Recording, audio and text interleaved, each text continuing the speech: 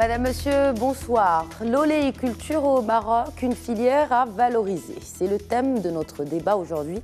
Mais avant, voici l'édito. On ne cessera de vanter les bienfaits de l'huile d'olive sur la santé et sur l'économie marocaine. A-t-elle autant de vertus? Avec ses 5% d'apport au PIB agricole, l'oléiculture peut mieux faire. Quand bien même que cette année, les producteurs se frottent les mains tant la campagne fut extraordinaire. 2 millions de tonnes pour une superficie d'1 million d'hectares. Des chiffres qui peuvent donner l'eau à la bouche. Mais détrompez-vous. Bien qu'ancestrale chez nous, l'oléiculture est loin d'atteindre le fonctionnement si bien huilé de ses voisins et donc concurrents méditerranéens. Encore faut-il que l'huile d'olive marocaine respecte les normes en teneur d'acidité par exemple. Et là, c'est un mythe qui s'effondre puisque l'acidité de l'huile d'olive lampante marocaine peut frôler les 20% dans certains cas, alors que ce taux ne doit pas dépasser les 3% si l'on venait à respecter les standards internationaux. La trituration se dresse donc tel un talon d'Achille pour la filière. Et si seulement c'était son seul point faible. Parce qu'après l'avoir récoltée, pressée, l'olive, transformée ou pas d'ailleurs, doit encore être distribuée et marketée.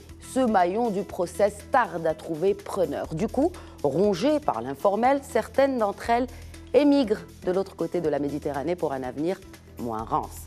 Sans plus attendre, à table pour le débat, en compagnie de tout d'abord le président de la Fédération interprofessionnelle marocaine de l'olive, Rachid Benali. Bonsoir et bienvenue. Bonsoir, merci. Également sur le plateau d'éco-débat ce soir, le professeur Mstafa Esmaili Alaoui, chef du département sciences alimentaires et nutritionniste à l'Institut agronomique et vétérinaire Hassan II. Bonsoir professeur et bienvenue à vous aussi. Bonsoir, merci. Alors, je viens de citer des chiffres. Je vais en rajouter. Un olivier produit entre 10 et 20 kilos d'olives par an. Détrompez-moi, messieurs, je parle sous votre contrôle. Donc 10 à 20 kilos d'olives par an par olivier. Et 1 litre d'huile d'olive, il lui faut 5 kilos d'olives pour être produit. Oui ? C'est juste pour la quantité par arbre, c'est un tout petit peu, on peut trouver une moyenne un peu plus élevée ces derniers temps. C'est-à-dire on peut aller jusqu'à 20 kilos, 25 kilos, 30 sans problème. Par olivier. Par olivier. Alors, il y a cette question des chiffres qui revient souvent, messieurs. Est-ce qu'aujourd'hui, on parle de production, pas de moyenne de production d'olivier, mais je parle de production marocaine. Est-ce qu'il est facile ou tout simplement possible d'établir, d'estimer exactement la production marocaine plutôt, en olive tout d'abord, et puis en huile d'olive? Professeur Esmaili Alaoui. Pour vous dire vrai, l'estimation, il est très difficile de la faire à l'échelle nationale avec certitude. Mais on a des indicateurs. On a des indicateurs qui suivent un tout petit peu la pluviométrie et qui suivent un certain nombre d'indices qui font que le marché peut donner des indications sur l'existant. Très bien. Est-ce que ça s'établit sur la durée ou pas? Est-ce que ces estimations-là peuvent s'établir sur la durée? Difficile. Difficile. Je voudrais avoir l'avis aussi du représentant donc, de la filière, Rachid Benali. Est-ce qu'aujourd'hui, on peut dire que ces chiffres sont exacts? Oui, je pense qu'ils sont... Il n'y a pas d'exactitude dans des chiffres comme ça au niveau d'un tout un pays, mais quand même, ils sont... Peut-être qu'il y a une petite erreur de 5%, 10%, grand maximum. Mais quand même, c'est des chiffres qui sont très bien calculés, très bien faits.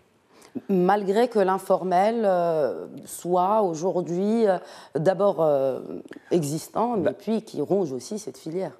Au niveau, quand on parle des chiffres aujourd'hui, on parle surtout des chiffres de l'olive. Et l'olive, il n'y a pas d'informel. Très bien. Parce que l'olive, elle est issue directement de plantation, sous contrôle du ministère de l'Agriculture. Donc, on sait ce qui se passe, on sait ce qu'on produit. L'informel commence à partir de l'huile et surtout à partir de la trituration ou de la conserve. Mais c'est à partir de ce moment-là que ça commence. Jusqu'au jour où on a annoncé les 2 millions de tonnes. Jusque-là, tout est clair. Tout est clair, il y a très pas bien. d'informel. Alors, puisqu'on parle de chiffres, le Conseil oléicole international, le COI, prévoit que la production mondiale d'huile d'olive devrait diminuer de 5,5% au cours de la saison des récoltes 2018-2019. Pourquoi le Maroc fait-il exception? Alors, sur les pays producteurs, Et sur les 3 millions de tonnes produites en huile d'olive annuellement, on peut dire que 2 pays sortent du lot. C'est uniquement l'Espagne et le Maroc qui ont fait une progression. Tous les autres pays ont eu une très forte régression. Et là, on cite les grands. On parle de la Turquie, de la Tunisie, l'Italie et la Grèce. Surtout. Très bien. Mais pourquoi ces deux pays font-ils exception, M. Ben Ali? Écoutez, c'est un problème déjà de la nature de l'arbre elle-même. L'oléoculture, l'olive elle-même, l'olivier, alterne d'une année à l'autre. Ces pays-là ont fait l'année dernière des productions records. Donc c'est automatiquement cet effet d'alternance. Ajouter à ça, pourquoi le Maroc a réussi à avoir 2 années de suite, une forte progression sur 2 années de suite, c'est l'arrivée en production des vergers qui ont été plantés ces 10 dernières années. Parce que c'est de jeunes vergers, c'est ça? Des jeunes vergers qui sont entrés en production. C'est la différence qu'il y a entre les autres pays. C'est-à-dire les autres pays n'ont pas suivi autant de plantations que le Maroc. Le Maroc a planté, disons, à partir du début du plan Maroc vert, de 2008 à aujourd'hui, on est passé de 680 000 hectares à 1 070 000 hectares. Donc c'est énorme. Et toutes ces plantations arrivent en production. Est-ce que le MCC a eu un rôle à jouer dans cette hausse de plantation, Rachid Ben Ali, le MCC, le Millennium Challenge Corporation, ou le Compact dont le Maroc bénéficie, n'est-ce pas, des États-Unis? Alors là, le MCC, chez nous, il a intervenu sur 2 plans, au niveau de la plantation, aux alentours de 100 000 hectares, et au niveau des unités de structuration. 20 unités de structuration qui ont été données aux JE, des groupements d'intérêt économique, qui regroupent des coopératives. Et donc, ils ont fait un travail de la plantation jusqu'à la commercialisation de l'huile. Très bien. Alors, je me tourne vers professeur Ismaili. Comment cette production d'huile d'olive est-elle répartie par région au Maroc? Alors, je reviens sur une petite...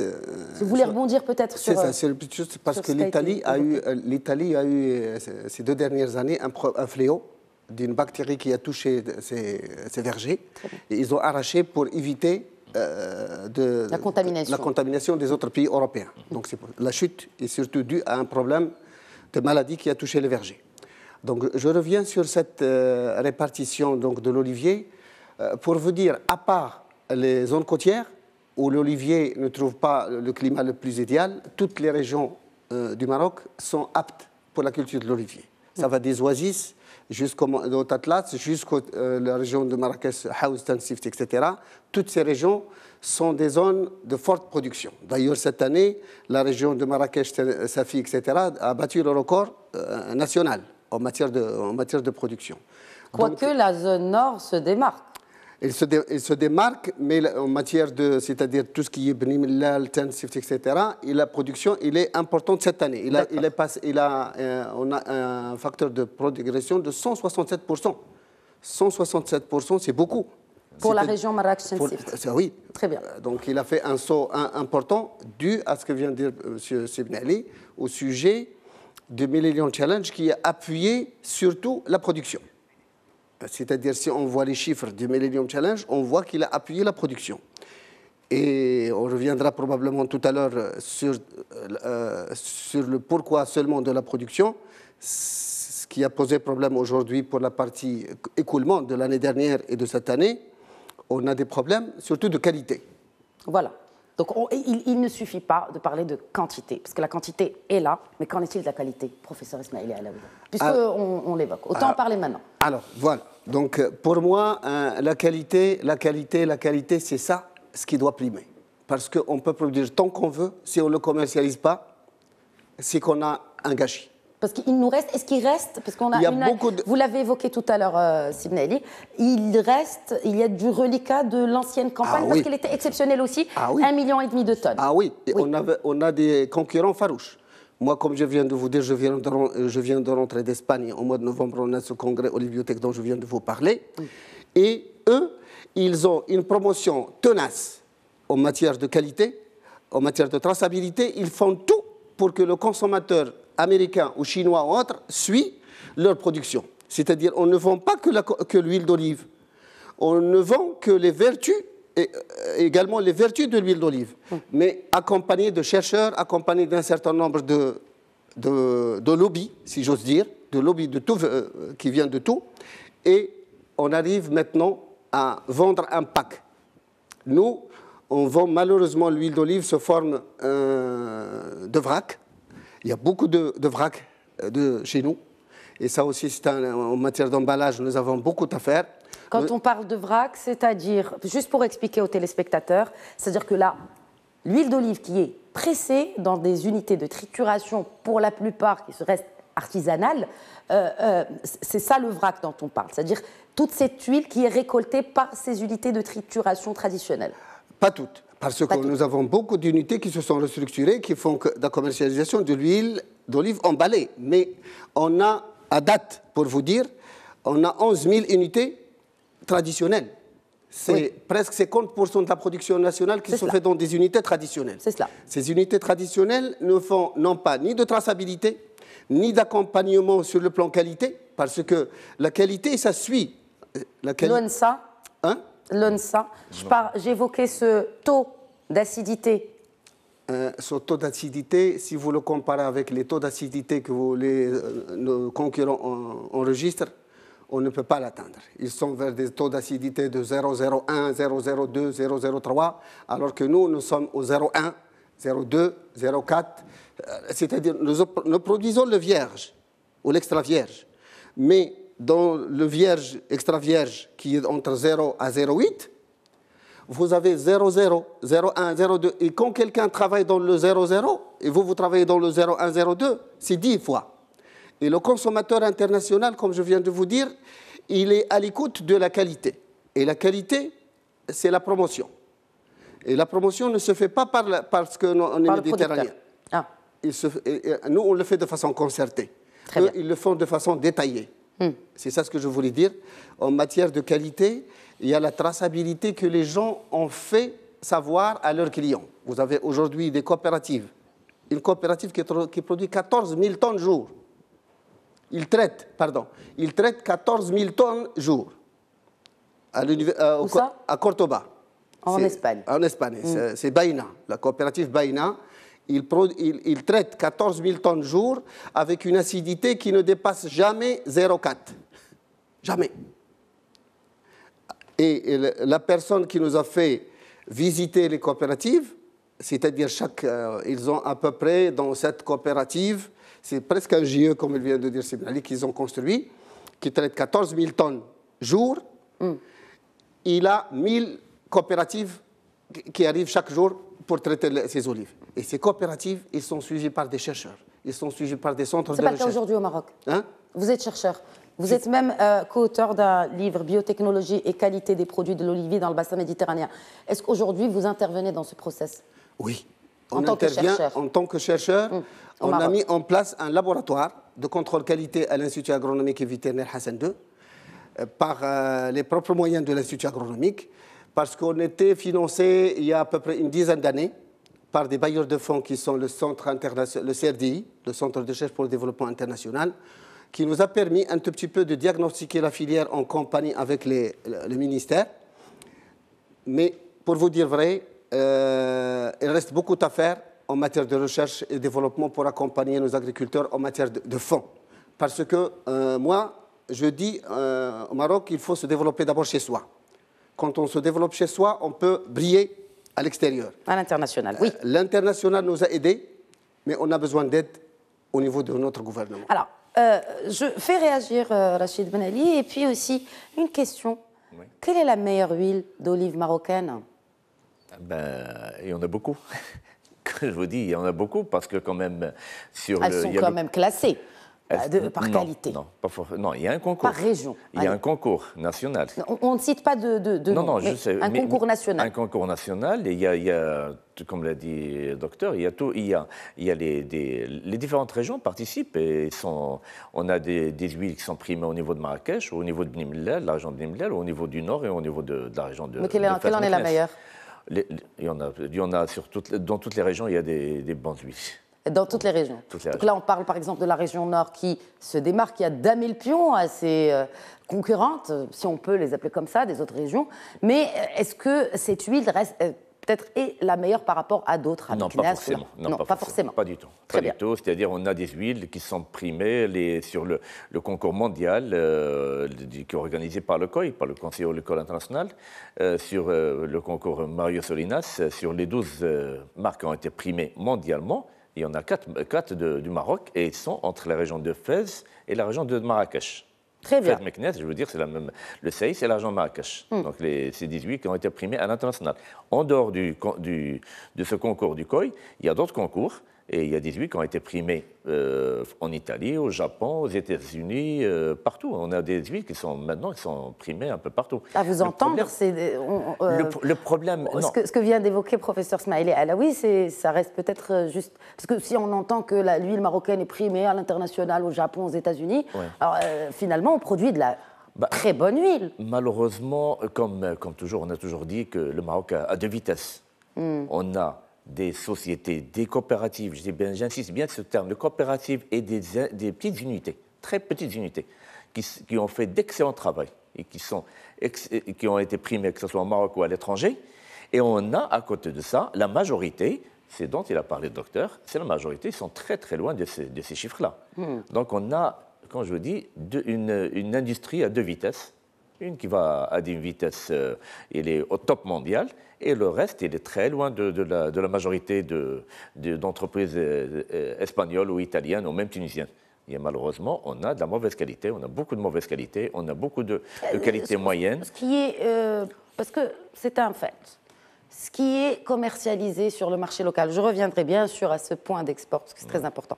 Est-ce que ce qui est commercialisé pour le consommateur marocain qui achète, parce que des huiles d'olive dont on vante la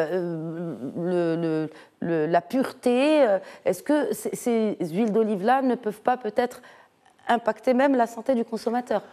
Ils peuvent, bien sûr qu'ils peuvent impacter. Et ça, on revient à... On a fait des campagnes de communication très importantes, d'ailleurs organisées par le COI et par l'Interprolive et le ministère de l'Agriculture et l'ONSA. C'est des campagnes de communication. On essaie de dire aux consommateurs marocains, attention, consommez des produits qui sont emballés dans des conditionnements avec une traçabilité. Est-ce qu'aujourd'hui, il est mieux d'acheter une huile d'olive sur les étals en épicerie ou dans des grandes surfaces que d'acheter les bouteilles que l'on nous vend dans des coopératives même ou qui circulent dans le marché, que beaucoup de Marocains consomment finalement? Quand on achète une huile qui sort du circuit formel, qui sort, c'est des huiles qui sont vendues en vrac. Vous avez parlé tout à l'heure du terme vrac, c'est très important. Le vrac, c'est des huiles qui sont vendues dans des bidons. C'est ça. Il n'y a pas d'étiquetage. Beaucoup de ménages les utilisent. Il n'y a pas d'étiquetage. Les bouchons ne sont pas scellés. Il n'y a pas de traçabilité. Il n'y a pas d'autorisation dans ça. Ces deux conditions-là, le consommateur prend ses risques et périls. Que représente cette huile aujourd'hui sur le marché, en part de marché? Combien? 85%. C'est dire. Bien sûr. Maintenant, nous, en tant qu'Interprolive, ou bien ministère de l'Agriculture, ou bien ONSA, on ne peut garantir que les 15% qui sont vendus conditionnés. Et quand on dit conditionnés, ce ne sont pas forcément des marques connues. Il y a les petites, quand je vous parle de marques, il y en a une centaine de marques sur le marché. Vous allez à la GMS, vous allez trouver 4 ou 5 marques, au grand maximum. Mais il y a une centaine sur le marché qu'on peut trouver dans les petits... On peut aller, je cite, à Taouia ou bien Ouazzane, et on trouve des marques qui peuvent être des petites coopératives ou même des individuels avec des petites quantités, mais avec toutes les conditions exigées par la loi sur la sécurité sanitaire des aliments. Et là, cette huile-là est contrôlée et garantie. Mais en dehors de ça, on ne peut pas garantir. Qu'en est-il des prix? Les prix cette année sont très abordables. Ils sont aux alentours de 35 dirhams jusqu'à 50 dirhams. Ça dépend parce que là, il y a les intermédiaires qui rentrent en jeu. C'est comme tout produit. Quand vous parlez de la clémentine, ou bien de la pomme, ou bien la clémentine, elle est à 50 centimes au départ, elle est à 10 dirhams dans le commerce de détail. Pareil pour l'huile d'olive. L'huile d'olive, aujourd'hui, ça dépend si vous allez directement dans des unités sur le terrain, à Taouia, je cite toujours, ou bien le Mhaya au niveau de Meknes ou bien Ouazzane, vous avez des prix qui tournent aux alentours de 30-35 dirhams, mais quand vous allez dans la distribution directe, on est entre 45 à 50 dirhams. Mais ça, c'est vraiment du commerce. Par rapport à l'année dernière, les 30-35 dirhams, on était à 50, soit 55 dirhams. Donc les prix ont vraiment baissé. Est-ce qu'on est en ligne avec les prix mondiaux? Aujourd'hui, oui. L'année dernière, on était nettement plus cher. C'est pour ça qu'on n'a pas pu exporter l'année dernière. C'est pas compétitif. On n'était pas compétitif parce que tout industriel a préféré vendre au Maroc parce que les prix étaient beaucoup plus intéressants. Cette année, non. On est vraiment aligné au prix de l'international. Mais pourtant, il y a un point qui m'interpelle quand vous dites qu'on n'est pas compétitif. Pour produire une huile d'olive au Maroc, oui. Combien coûte le litre? Par exemple, c'est un peu, on fait partie des pays, selon le COI, où le coût de production est le plus bas. Non, pas forcément. Non, pourquoi? Parce que, bon, ne serait-ce que pour la main-d'œuvre. Oui. Non, pas forcément. La main-d'œuvre, non, la main-d'œuvre, au contraire. La main-d'œuvre au Maroc coûte très cher. C'est pas le coût à l'heure qu'on paye ou bien à la journée, mais le coût réellement, la productivité au Maroc est très élevée. Parce que là, on dit, selon le COI, je me réfère toujours à cet institut, le litre, en tout cas le kilo d'olive est produit à 1,91 €, donc aux alentours de 20 dirhams. La Tunisie et la Turquie, c'est 2,03 €. Bon, c'est certes la différence. On parle de kilos d'huile. Non, d'huile. Ah, d'huile. Non, c'est le kilo d'huile. D'accord. Oui. Au Maroc, quand même, on a un coût de revient très important. Ça dépend des années. Cette année, on a, par exemple, spécialement cette année, quand on a un prix bas de vente de l'olive, la main-d'œuvre intervient pour pratiquement du 35 à 40% du prix. Et ça, la main-d'œuvre est très coûteuse au Maroc. Par rapport à l'Espagne, par rapport à l'Italie, par rapport à la Turquie? Oui, très coûteuse. Réellement, c'est très coûteuse. On a les intrants qui sont aussi élevés si ce n'est pas plus cher. Parce qu'il faut toujours faire la différence entre le coût de la main-d'œuvre et la productivité elle-même. Un ouvrier en Espagne récolte 4-5 fois plus qu'un olivier au Maroc, un ouvrier au Maroc. Mais parce que c'est machinisé, parce qu'il y a des machines qui interviennent. Pas forcément. Pas forcément. Pas forcément. Il y a la machine qui intervient, c'est vrai. Nous aussi au Maroc, maintenant, on n'intervient peut-être même pas 5% qui est récolté par les machines. Le reste, c'est manuel. Mais quand même, on reste au niveau de la main-d'œuvre, on reste très cher. Alors, vous m'apprenez quelque chose de nouveau. Non, on reste cher. La main-d'œuvre marocaine qui reste plus chère que la main-d'œuvre espagnole.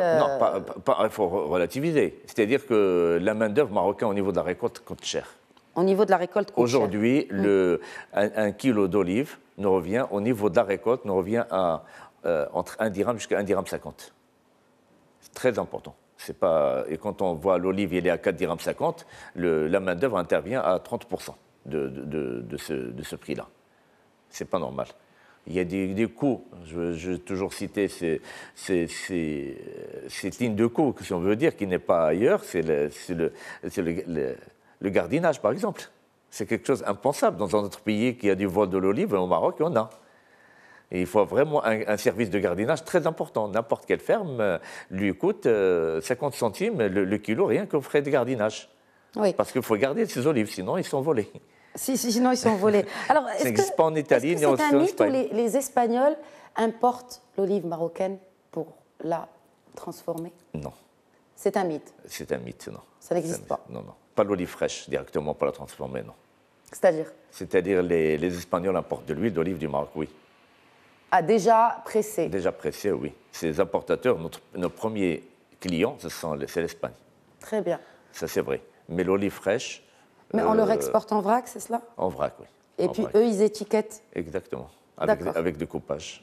Parce que nous, on n'est pas capable de le faire. Non, ce n'est pas qu'on n'est pas capable de le faire. Non, on a tout ce qu'il faut pour le faire. On n'a pas encore le label Maroc n'est pas encore connu au niveau international. Aujourd'hui, le label qui fait vendre, c'est le label italien, suivi de label espagnol et grec. Mais ça n'a rien à voir avec la compétitivité. C'est pas parce que... Non, non, rien à voir. D'accord. C'est leur label qui fait vendre. Pour nous, c'est pas le malheureusement. C'est une question peut-être de marketing de notre label marocain. On arrive de très loin, comme l'a dit le docteur. On arrive quand même avec quand on avait les 16 000 Masra. Et on avait quelques unités industrielles, la qualité était tellement mauvaise qu'on savait que l'huile marocaine était vraiment ou bien une lampante, ou bien une vierge courante, mais vraiment de mauvaise qualité. Maintenant, pour éduquer ce citoyen, cet consommateur qui se trouve au Japon, pour lui, l'huile, pour lui, c'est italien. L'huile d'olive est italienne. Et après, il est espagnol ou grec. C'est culturel. Mais marocaine, c'est... Messieurs, je vous propose de continuer ce débat juste après cette courte pause. Merci à vous de rester avec nous. À tout de suite.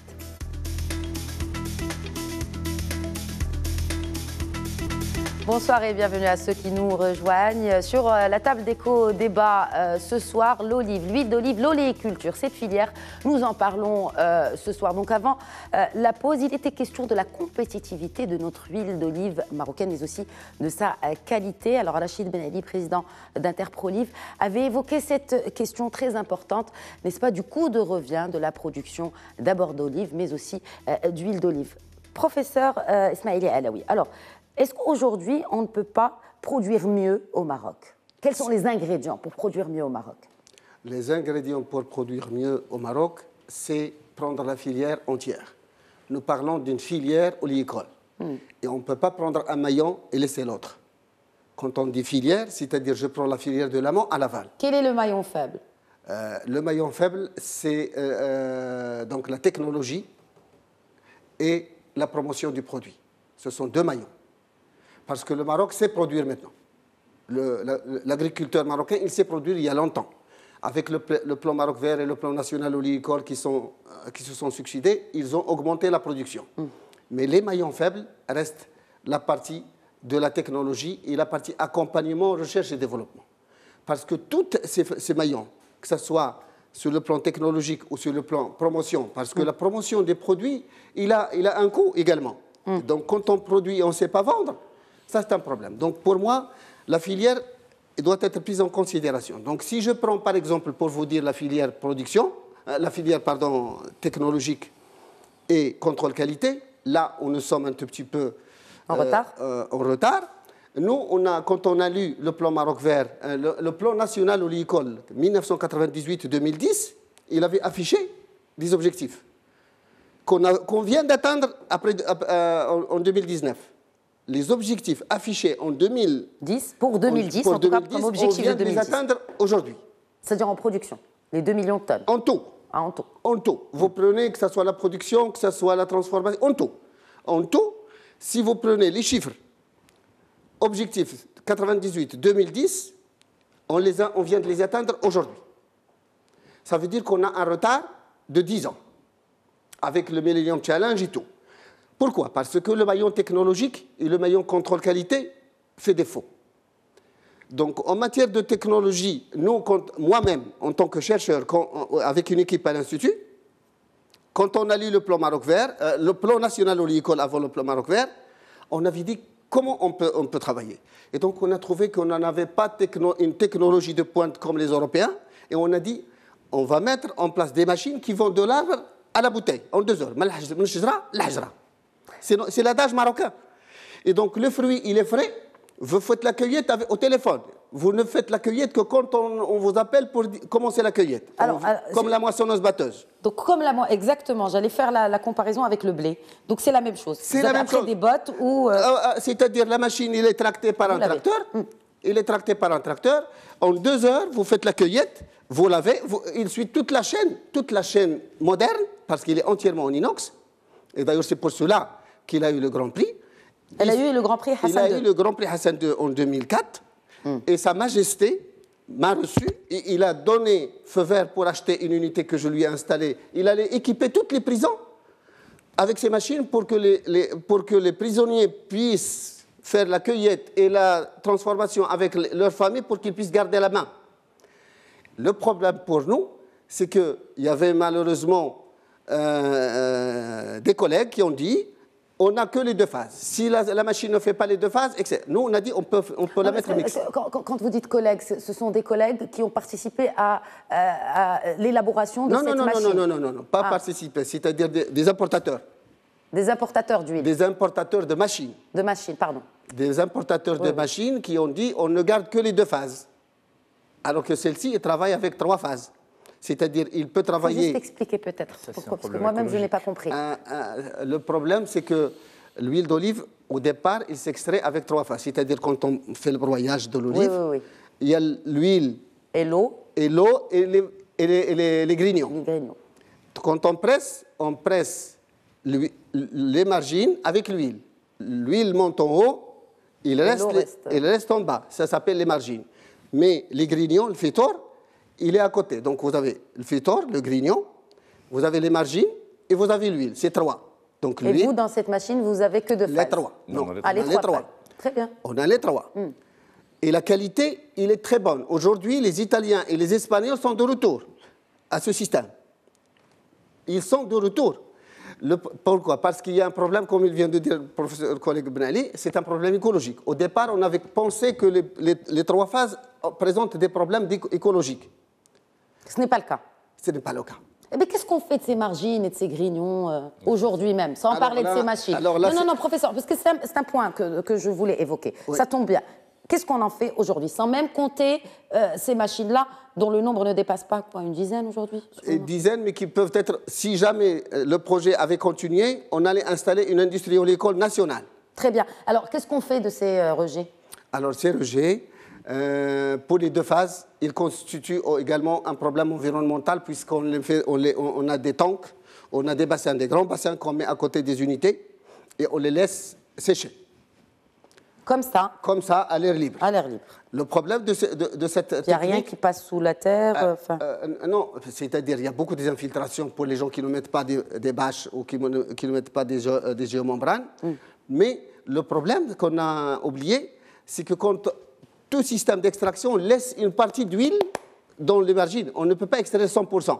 Bien sûr. Il y a environ 2%, 1% qui reste avec les margines.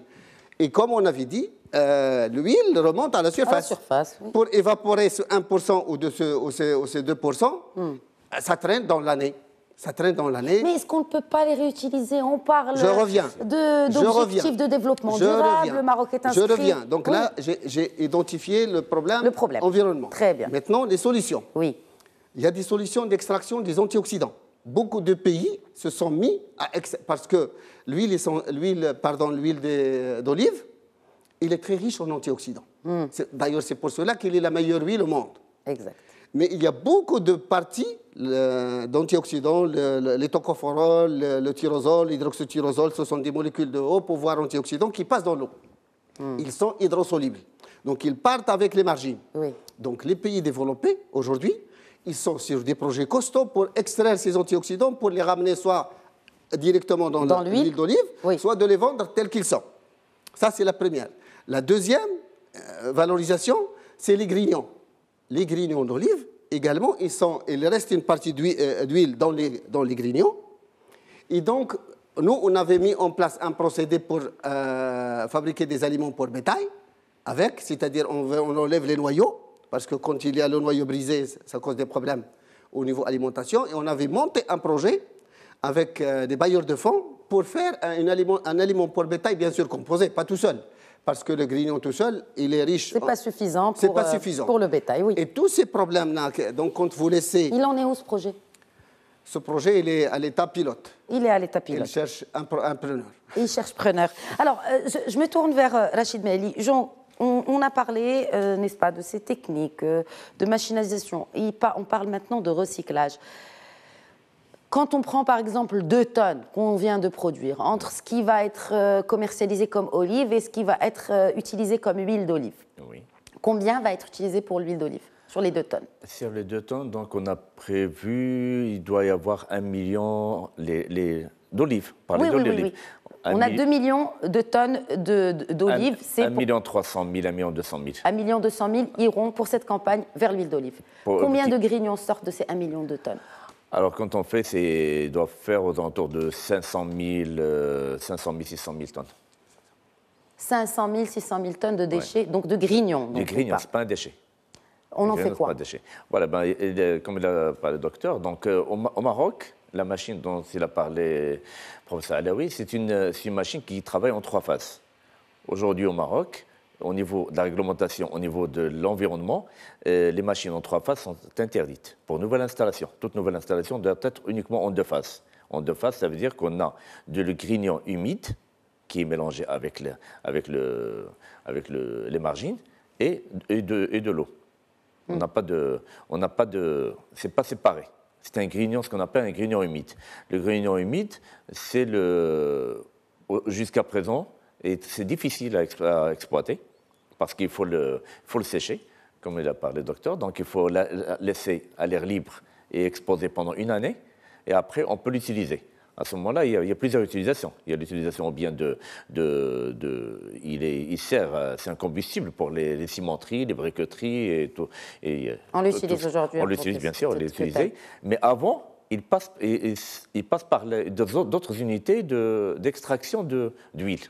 Ce qu'on appelle l'huile de pomace, c'est l'huile de grignon, qui est demandée à l'international, qui est vendue à l'international. Qu'est-ce qu'on en fait?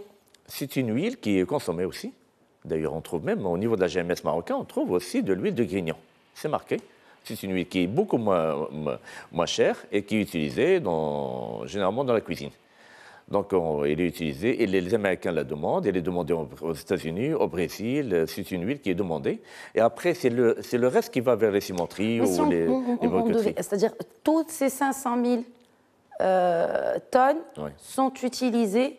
Il n'y a rien qui part en déchets, même si vous dites qu'il n'y a pas de déchets. Non, c'est au niveau du grignon, non. C'est une valeur ajoutée, il est vendable. C'est un produit qui est vendable, il n'est pas en déchet. Il ne peut pas être en déchet parce qu'il est vendable. C'est vendu? Ah, c'est vendu, bien sûr. Non, c'est vendu. C'est-à-dire, une unité de trituration vend l'huile et vend le grignon. D'autres unités vendent l'huile, ils vendent le noyau, l'extraction, ils font l'extraction.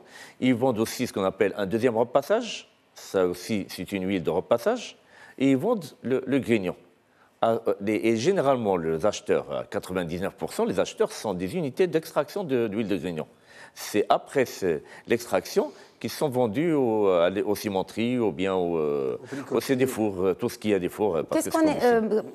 Qu'en est-il, surtout pour un pays, n'est-ce pas, qui importe beaucoup de pétrole, beaucoup d'hydrocarbures pour produire de l'énergie? Qu'en est-il des autres dérivés de l'olive? On n'en a pas parlé, peut-être brièvement. Qu'est-ce qu'on fait? Est-ce qu'on n'exporte par exemple que de l'huile d'olive? Est-ce qu'il y a des dérivés qui sont également demandés à l'international? Il y a l'huile de grignon dont je vous ai parlé. Oui. Elle est demandée, elle est pratiquement exportée, la majorité exportée. Il y a le noyau. Le noyau, il est l'équivalent. 2 kilos de noyau, c'est l'équivalent d'un litre de carburant, d'un litre de gasoil. Et ça, c'est utilisé aussi dans les chaudières. Même les chaudières, ce qu'on est en train de voir, et ça se lance, c'est des chaudières de chauffage individuelles. Ce qu'on peut installer dans les maisons, c'est des petites unités de chauffage. On met le noyau et ça chauffe je vous dis, c'est l'équivalent de 2, et ça ne coûte pas cher du tout. Avec 2 kilos, et c'est quelque chose qui coûte 60 centimes, 50 centimes le kilo, avec 2 kilos, on peut chauffer l'équivalent d'un litre de gasoil. Donc quand même, qui a 9 dirhams. Avec un dirham, c'est l'équivalent, on a 9 dirhams de l'équivalent, quoi. En équivalence d'hydrocarbures. D'hydrocarbures. Donc, c'est quand même c'est utilisé. Donc, on est en train de chercher, on a des recherches là-dessus pour essayer de les mettre, par exemple, au niveau des hammams. Vous savez, au Maroc, on a quand même 5000 bains, les bains morts, les bains turcs. On en a 5000 qui travaillent uniquement avec le bois le bois qu'on extrait avec du bois. Avec du bois, et c'est des milliers d'hectares de forêt qui partent chaque année. Ça, on est en train de chercher dans ce sens-là. Et il y a la possibilité de la cogénération aussi au niveau de Meknes qui sont travaillés dessus pour essayer de produire de l'électricité à base de ces produits dérivés de l'huile de l'olive. C'est un projet qui a démarré déjà, qui n'est pas l'étude, déjà démarré, le premier projet, et est en phase de croissance d'ailleurs pour lancer l'électricité. Alors, Oui, c'est très bien. Donc on recycle finalement hein, ce qui reste finalement de l'olive après extraction de l'huile d'olive. Alors je voudrais revenir à l'huile d'olive. Aujourd'hui, il y a peut-être quelque chose à faire. Et on parle d'un marché à l'export de plus en plus gros, de plus en plus grand, malgré que la concurrence soit féroce. Mais même maintenant, les Espagnols commencent un peu à craindre ce concurrent marocain. Alors, aujourd'hui, qu'est-ce qu'il nous faut? Comment atteindre une compétitivité de l'huile d'olive marocaine optimale? Alors, au niveau, on travaille avec le Morocco-Fodex, c'est l'ex-établissement autonome des contrôles des coordinations des exportations. C'est l'établissement qui s'occupe de tout ce qui est promotion de produits agroalimentaires à l'international. Donc on est en train de travailler avec eux, on a déjà démarré depuis quelques années. C'est d'être présent pratiquement sur toutes les grandes expositions mondiales. On est présent partout. Il y a, au total, au niveau de l'agroalimentaire, il y a 26 événements qui se... Est-ce que ça suffit d'être présent? Ben oui, quand même il faut montrer qu'on est là, déjà. Deuxièmement, on reçoit aussi, c'est un programme qu'on a démarré cette année, c'est la réception des acheteurs, organiser des opérations d'acheteurs au Maroc. On travaille sur le label Maroc pour essayer de dire qu'on est quand même un produit avec tous les trophées qu'on a eus, de montrer qu'on est là. C'est un pays producteur, exportateur qu'il faut composer avec le Maroc à partir de maintenant. On n'est pas un pays comme avant qui faisait de la mauvaise qualité. Maintenant, on a de la qualité, on travaille sur la qualité. Et plus que tout ça, maintenant, pour améliorer la qualité, partir sur l'étranger, travailler sur la label Maroc, il faut travailler sur le local. Si on n'assigne pas l'association locale, on ne peut pas aller vers l'étranger vraiment avec cette aisance et dire qu'on va être très, très performant à l'étranger. Il faut aussi travailler sur le local. On est en train de le faire aussi. Parce que l'essentiel aussi, il ne faut pas l'oublier, l'essentiel de la production est commercialisé au Maroc. Exactement. Maintenant, c'est notre image. Si on veut avoir une bonne image à l'étranger, il faut commencer par avoir une bonne image à l'intérieur du Maroc. C'est pour ça que certains consommateurs se tournent même sur des huiles étrangères. Oui. Ça reste peut-être une niche, mais... C'est une petite niche, c'est une toute petite niche. Parce que quand même, on a de très bons produits. On a de très bons produits au Maroc quand même. On a d'excellents produits. Maintenant, il faut les mettre en évidence. On demande, c'est un travail de longue haleine. C'est pas aussi simple.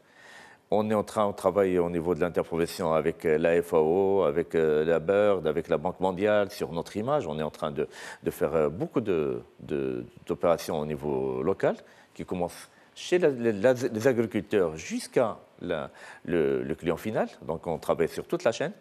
On fait des opérations de vulgarisation, de formation sur les petits agriculteurs pour essayer d'avoir des traitements, pour ne pas avoir des fruits qui sont piqués ou touchés par la mouche, pour ne pas avoir de la mauvaise qualité. On essaie de leur montrer que les olives... Vous, avec le ministère? Avec le ministère, oui. On fait tout le travail, c'est toujours l'interprofession parce que c'est l'organisation. Alors, puisqu'on parle du ministère, donc il y a eu ce plan oléicole, n'est-ce pas, 98-2010 et il y a eu le plan Maroc Vert. Oui. Est-ce qu'aujourd'hui, on atteint les objectifs du plan Maroc Vert en ce qui concerne la filière oléicole? Nous avons un contrat-programme qui a été signé en 2009, qui se termine en 2020. Ce contrat-programme qui est signé entre l'Interprolife et le gouvernement. Ce contrat, on l'atteint au niveau de la plantation. Le contrat-programme, on doit atteindre 1 220 000 hectares. On est à 1 210 millions. 110 000. Donc, il nous reste 2 ans et on pense y arriver. La production, on est pratiquement arrivé. C'était 2,5 millions de tonnes, on est à 2 millions. Et dans les 2 ans, on arrivera à 2,5 millions, donc sans problème. Il reste la qualité. Il reste la qualité, oui, ça suit un petit peu aussi. Il reste au niveau de l'export. Quels sont les objectifs pour 2020, pour l'export? Assez élevé, plus 100 000 tonnes. Plus 100 000 tonnes. On en est à combien aujourd'hui? On est moyennement 30 000. 30 000 tonnes. 30 000 tonnes. Donc il faut tripler cela d'ici 2020. Enfin. Mais cette année, notre objectif avec l'établissement autonome cette année, c'est d'atteindre les 80 000 tonnes. Pour 2019 Pour 2019. C'est d'atteindre les 80 000 tonnes et on pense qu'on va y arriver. Très bien. Alors, quand on parle de ces 80 000 tonnes Combien d'entreprises sont concernées? Au total, il y a une quinzaine d'entreprises qui sont exportatrices. Très bien. Mais quand on parle d'une entreprise exportatrice, derrière elle, il y a pas mal d'entreprises qui sont derrière quand même. Alors, c'est bien que vous évoquiez cela. Alors, l'entreprise qui exporte, est-ce que c'est la même qui produit, distribue? Non, pas forcément. Il y en a deux. Il y a deux sortes. Il y a des entreprises qui sont, et ça c'est là où on trouve la plus grande qualité, on la trouve chez ces entreprises-là. Ce sont des entreprises qui font la traçabilité totale, qui produisent de l'olive jusqu'à la bouteille ou bien le vrac, pareil, jusqu'à l'export. Et il y a d'autres entreprises qui sont spécialisées uniquement dans l'export. Il y en a, spécialement dans l'export, il y en a 4 ou 5 qui sont spécialisées uniquement dans la trituration et l'export. Il n'y a pas d'export pur, il n'y en a pas. Ils triturent l'olive et ils exportent. Ou bien ils achètent de l'huile et ils exportent. En tous les cas, ou bien ils achètent de l'huile et exportent, ou bien ils triturent de l'huile et exportent. Et le reste, il y a les autres entreprises, qu'en est-il une dizaine du conserve? Parce qu'il nous reste 5 minutes, j'ai une dernière question au professeur Ismaili, mais brièvement, qu'en est-il de cette partie-là, de cette catégorie des conserves? On a une grande entreprise qui est cotée à la Bourse de Casablanca, et malgré la hausse de la production, eh bien, ses résultats sont en nette chute. Pourquoi? C'est au niveau de la concurrence à l'international, au niveau de la conserve de l'olive. La conserve de l'olive, oui. C'est au niveau de la concurrence à l'international qui est très rude.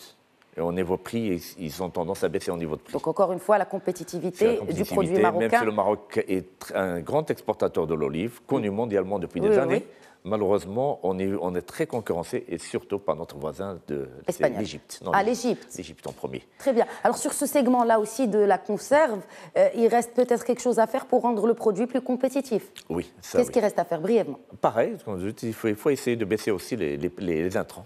Les prix des intrants. Et comme l'a parlé tout à l'heure, docteur, c'est au niveau une économie d'échelle aussi.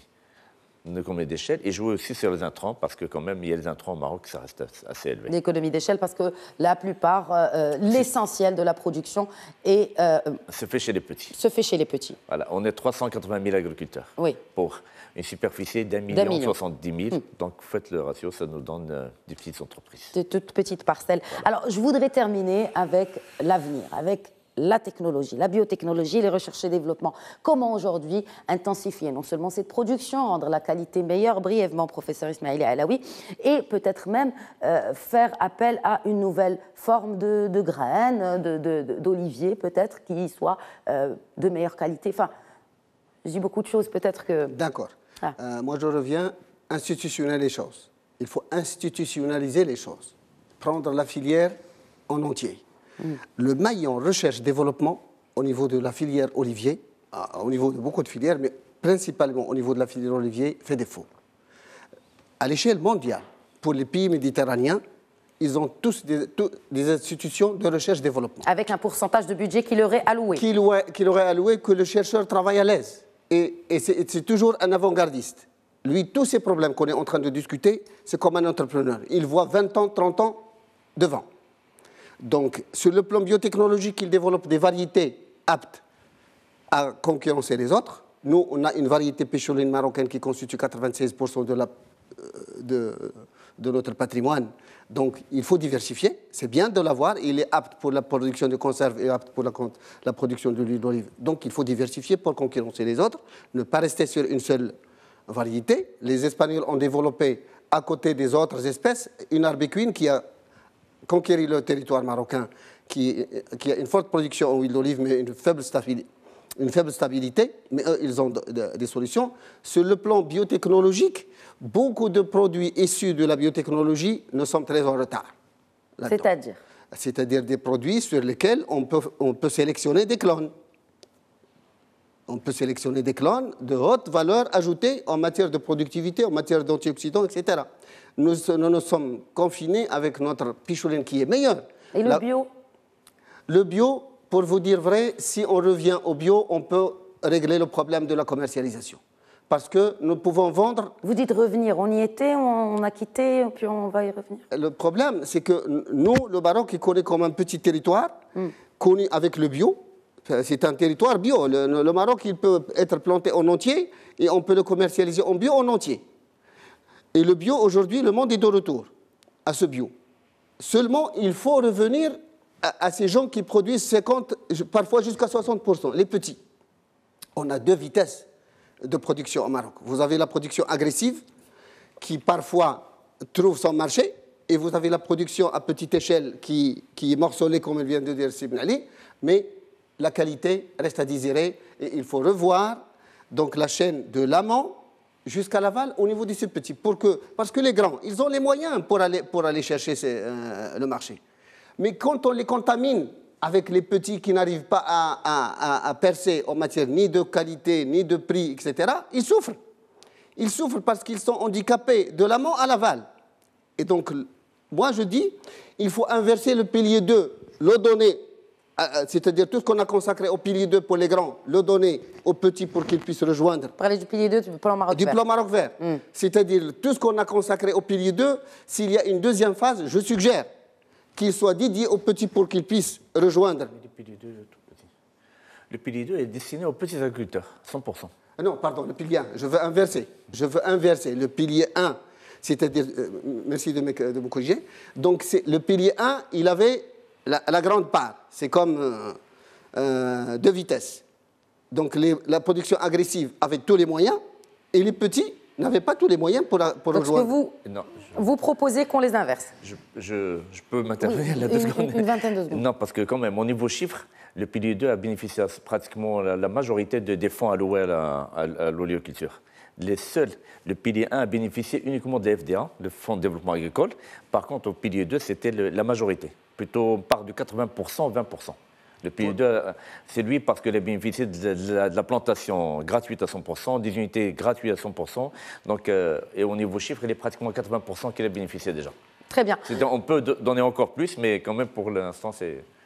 Alors, messieurs, je vous remercie pour vos éclairages et de nous avoir, en tout cas, montré la voie pour une meilleure huile d'olive marocaine, une meilleure olive marocaine et pour que cette filière oléicole retrouve ses lettres de noblesse. Merci beaucoup, messieurs. Merci à vous. Merci à tous de votre fidélité. Codébat revient la semaine prochaine. Très bonne suite des programmes.